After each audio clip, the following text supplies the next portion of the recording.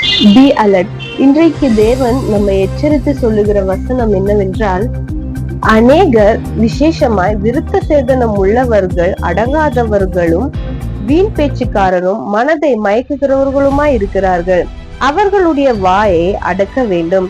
அவர்கள் இழிவான ஆதாயத்துக்காக தகாதவைகளை உபதேசித்து முழு குடும்பங்களையும் கவிழ்த்து போடுகிறார்கள்.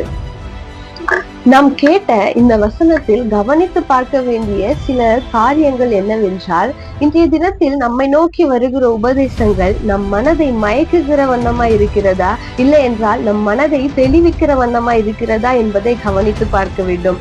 அதே போல உபதேசிக்கிறவர்கள் அவர்களின் ஆதாயத்துக்காக உபதேசிக்கிறார்களா, இல்லை என்றால் ஆத்தும ஆதாயத்துக்காக உபதேசிக்கிறார்களா என்பதையும் கவனித்து பார்க்க வேண்டும்.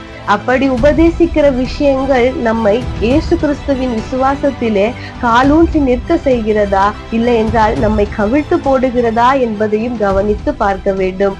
So be alert.